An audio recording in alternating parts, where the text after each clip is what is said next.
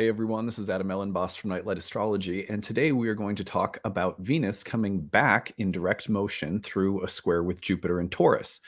So, in order to look at this today, I've decided to look at some of the most positive, redemptive themes that Venus Jupiter squares can bring about, especially considering that there's this kind of triumphant conclusion to the work that Venus has been doing with Jupiter since the beginning of the summer.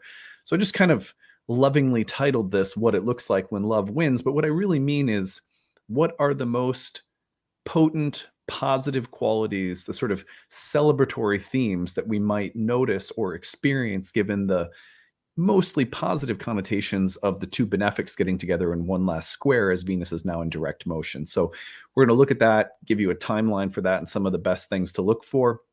And that is our task for the day. Before we get into it, as always, don't forget to like and subscribe. We really appreciate that. It helps the channel to grow. And share your comments. When you guys share your own thoughts and reflections, it creates a nice community space for all of us. And I really enjoy hearing what you guys have to say. It also helps the channel to grow too. You can find transcripts of my daily talks on the website, nightlightastrology.com. And I'm going to take you over to the website in a moment. But first, I also am this week am taking a moment to promote my friends over at Astrology Hub. I'm going to be promoting them today. If you go to astrologyhub.com, and actually I'll take you over there right now so you can see it. If you've never been there before, I've done work with Astrology Hub several times, and earlier this summer did some promoting of one of their programs that I think would be very useful for members of my audience. So here is astrologyhub.com. When you go over there, you will notice that they have a lot of different offerings, and a lot of my favorite friends and colleagues teach and work for them. I've worked for them several times in the past, and I'm sure I will do so again at some point. You can find they have readings, courses, their podcast series, which is really great, and membership circles where you can work through the lunation cycles of the year with a team of different astrological experts that are different for each moon cycle. So lots of really great stuff. But in particular, I want to point you to their reading service. As we are getting our donation-based reading program set up, I think that they provide something that would be really great for my audience, especially because my audience right now, if you're trying to book with me, my wait time is 8-9 months, I think, at this point.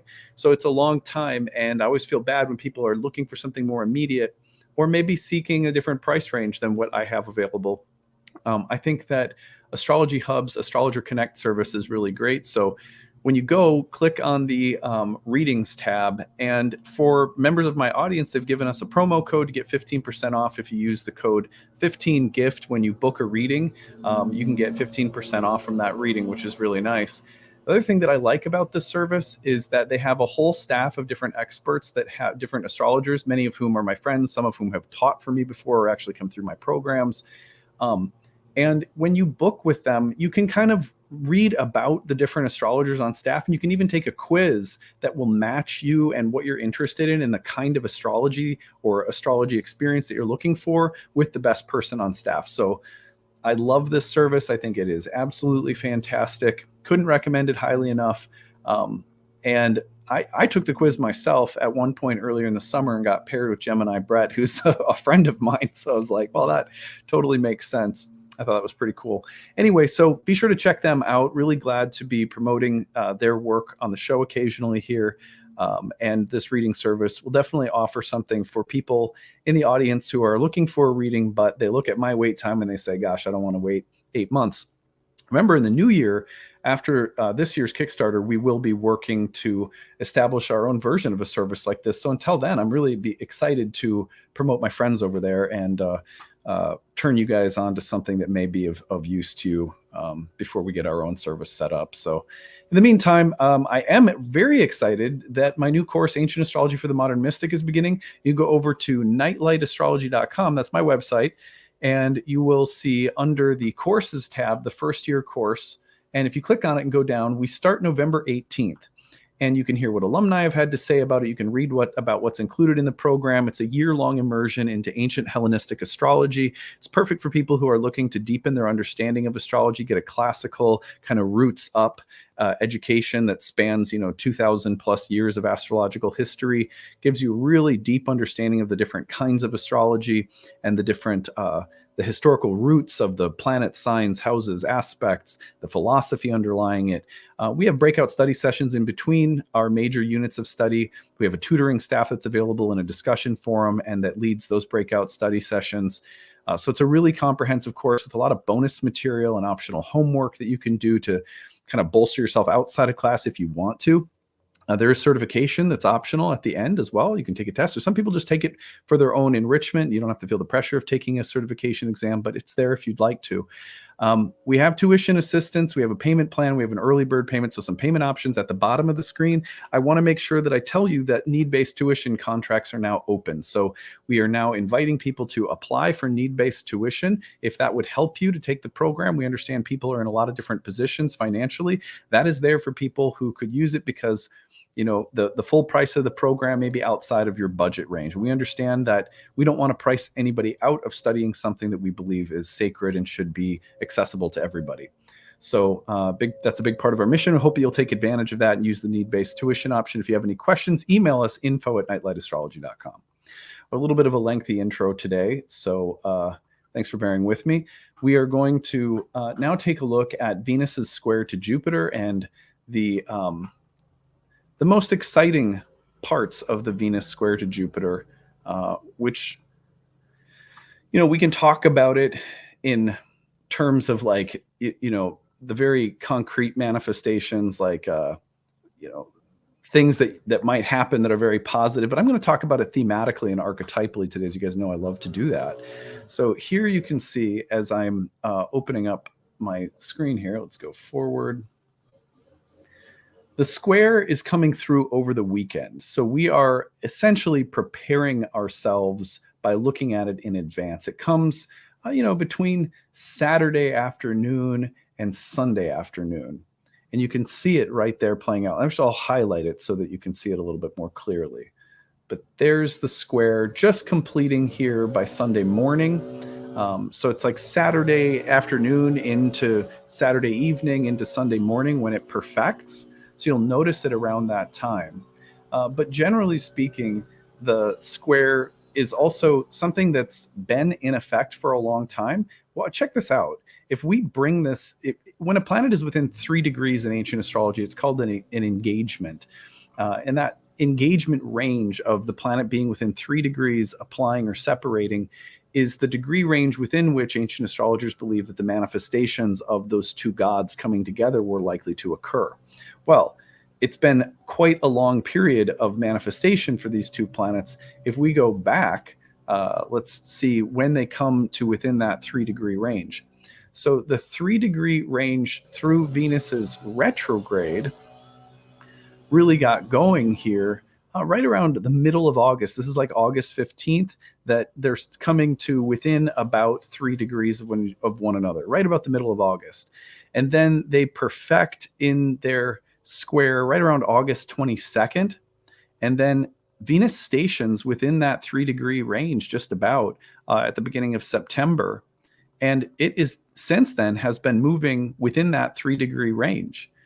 Now, that 3 degree range, when it comes together now over the weekend, we still have to track it over the course of its separation within 3 degrees. So when we see that takes us all the way to September 22nd, right? So still a lot of life left in this Venus-Jupiter square. Of course, as soon as Venus gets done with this, Venus goes right into the square with Uranus again, which we'll take some time to look at in another video. But all of this is to say that we have still a very powerful wave of Venus-Jupiter archetypal energy to be experienced. It's in front of us. So I just kind of, again, sort of lovingly titled What It Looks Like When Love Wins. These to me are, I came up with a list of 5 of the most positive archetypal expressions of Venus and Jupiter. The 2 benefics and what they represent when their combination is at its best. And for ancient astrologers, squares between benefics were not necessarily a bad thing. Even oppositions between benefics may not be such a bad thing. It is as though the overriding quality of the benefics is what stands out. Their benefic qualities override the challenging nature of a difficult aspect. So that's something that we can see in a square, for example, where Jupiter is overcoming Venus in a superior square, but they're positively configured because Jupiter's also in Venus's sign. So there's reception between the two planets. Anyway, these are the things that I think of as the most subjectively positive pieces of Venus and Jupiter getting together. And it starts with the feeling of return. So one of the actions of Jupiter and Venus that they both share is in bringing things together. Now, Jupiter tends to bring things together on the level of, like it brings moral or spiritual cohesion. Order sometimes sounds like a Saturnian word. Some people will hear the word order and think like the imperial order of like like in Star Wars or something. Jupiter's order is more like the sense that you live in a unified, cohesive, meaningful, well-arranged whole, a cosmos. What the word cosmos sharing with the word cosmetic is also related to Venus, who also had the relationship to things that were well arranged in terms of beauty, symmetry, proportionality. But Venus was also related to things like justice and fairness, which you see, for example, in Venus's rulership of the sign of Libra. Venus was associated with social harmony, which had a kind of relation to justice and fairness and equality and things like that. So both Jupiter and Venus tend to put things in together, meaningfully arranged wholes.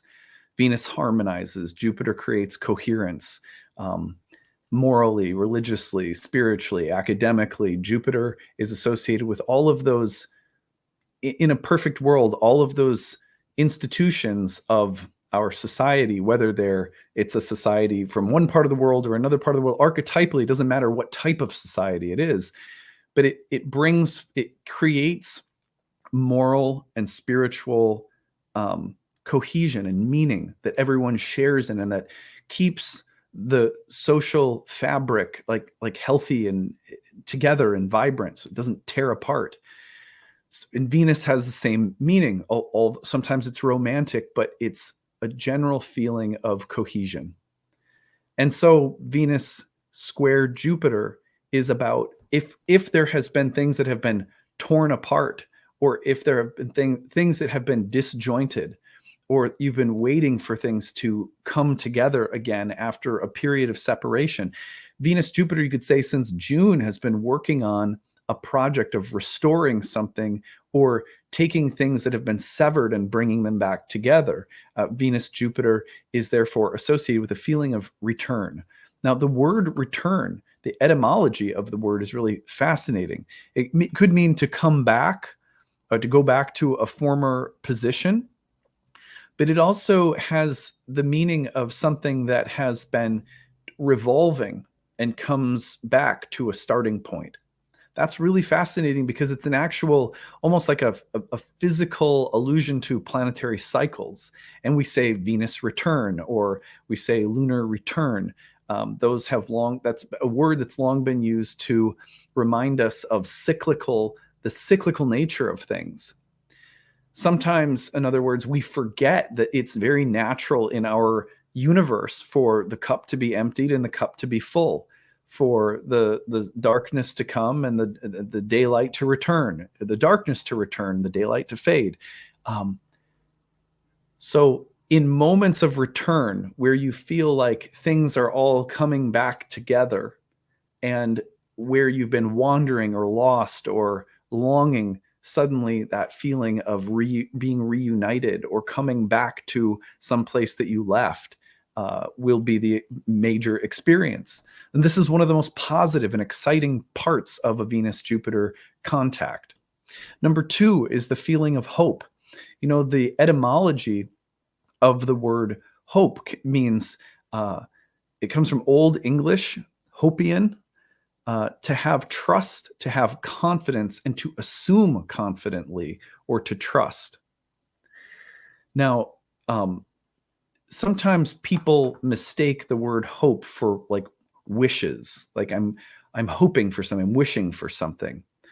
The way that I'm thinking right now about the word hope in relation to this transit is the kind of hope that Venus and Jupiter provide us with, especially when there is a return. When you return to a place of cohesion or meaning or unity or harmony or love or connection, you suddenly, what comes with it is often a sense of trust. Okay, that sucked. That was hard. That was difficult. But things came back around. It's kind of like the more that you reiterate the old adage, this too shall pass, the more that you start to trust. You have this kind of confident knowing, even in dark times, which doesn't take away the experience of the pain or suffering of dark times, but there's a hope, there's a trust. This too will pass. And there's a hope and a trust that even when things are going well and eventually they won't be, that the process itself is good. Somehow you trust in the entirety of the circle, of the cycle. So it's funny how, we can get hooked on the moments of return and be like, oh, well, thank God that's over. But how do we really want to ride the roller coaster over and over and forget every single time we're going around that this too shall pass, that the darkness will pass, that the meaning or cohesion or unity, harmony will return? Do we want to just forget that? Forgetting, like, it's one thing to have to go through it. It's another thing to go through it and forget that it's okay. So Venus-Jupiter contacts can just help us deepen our sense of hope, which is a confident knowing and trusting. That doesn't mean that you know what's going to happen or that what an outcome will be, or that you're wishing for something, vainly or blindly or selfishly or something. The feeling of hope from this standpoint has to do with a confidence in the way things unfold, a trust in the way things unfold. And that could be described as hope, a confident knowing, to have trust in the unfolding of things. It's a Venus-Jupiter thing. Now, the feeling of hope is something we can learn to carry with us in dark times. Sometimes that voice of hope or the light of hope is just a little delicate, fragile flickering. But every time we experience returns and something good in a process we've gone through, and something being restored or mended or reunited, we trust a little bit deeper. Can we accept the gift of hope? It's not easy to hold hope. Hope is a way of life, not like a wish or some kind of certainty. The feeling of enthusiasm. So the word enthusiasm, I did the etymologies for all of them today. Entheos, the God within. You guys have heard me use this one before.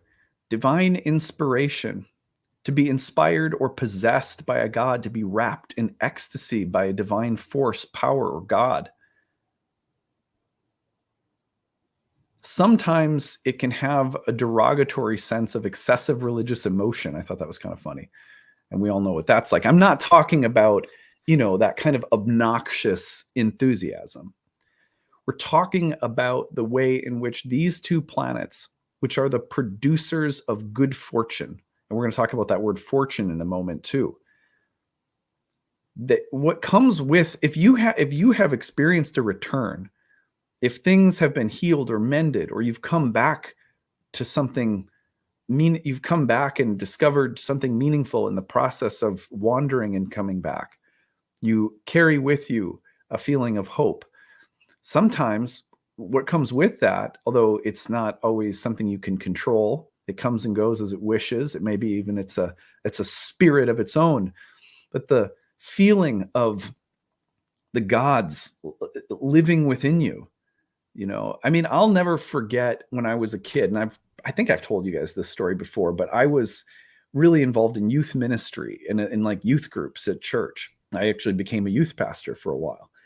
Um, there were pretty regularly at summer camps and youth retreats and stuff, altar calls. And if you're in the Christian world, you know what this is, right?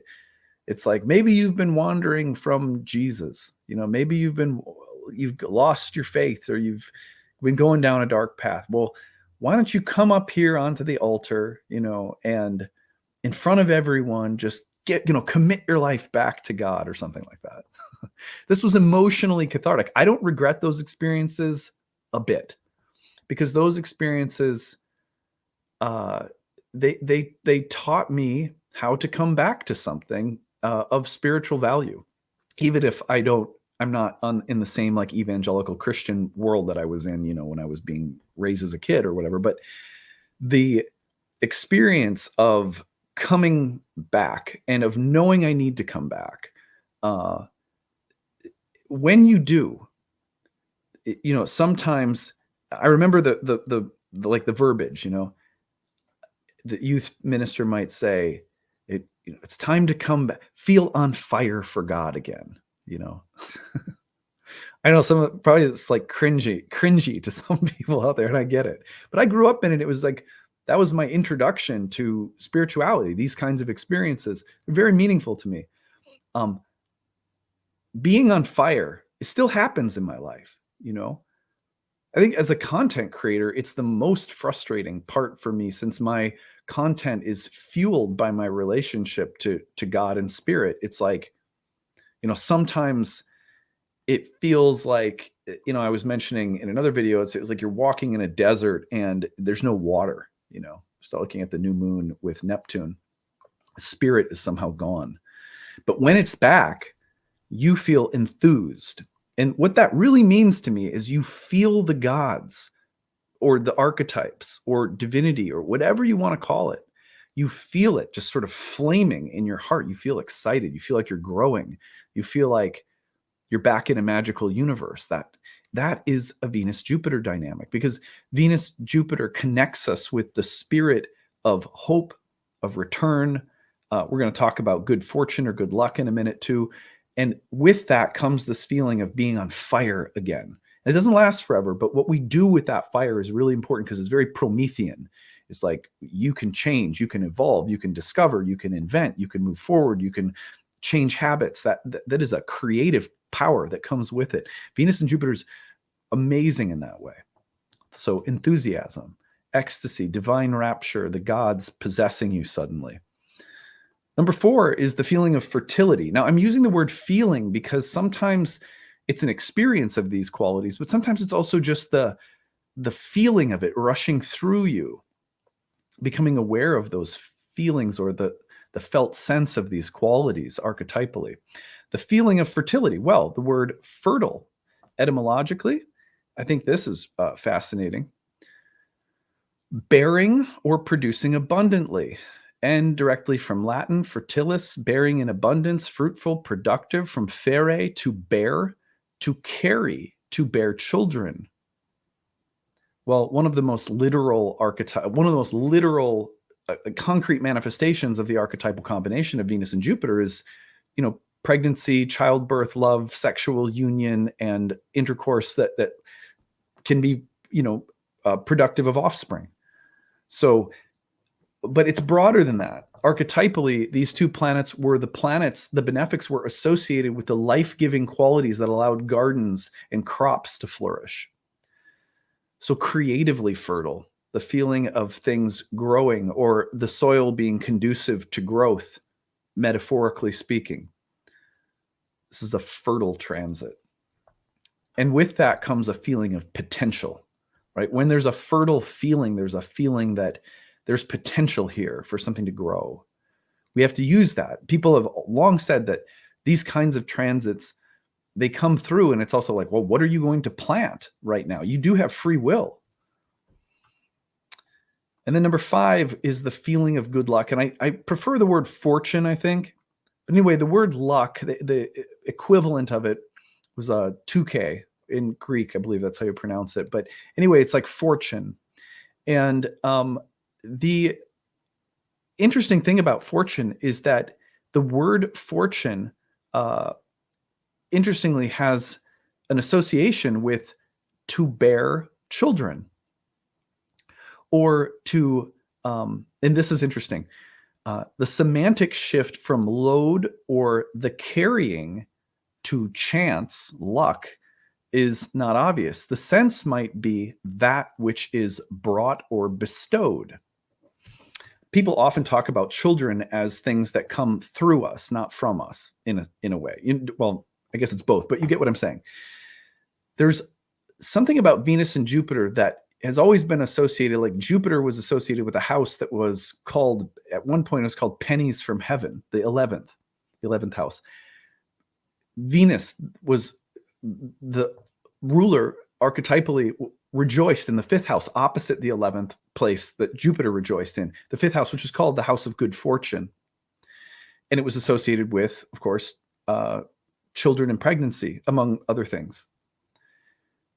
But this has a meaning that extends beyond, again, the literalness of like bearing children, which is that there is something carried, bestowed, brought, birthed, that is of to be celebrated, that brings joy or glad tidings, like a kind of like the birth of Christ. It's like there's the stars are twinkling in the heavens. Of course, there's an allusion in many ways to these bright, beautiful stars, Venus and Jupiter, that there's a sense of something being bestowed, that the sky, that the fates, that the gods are pregnant and they're going to bestow something upon you that will be good.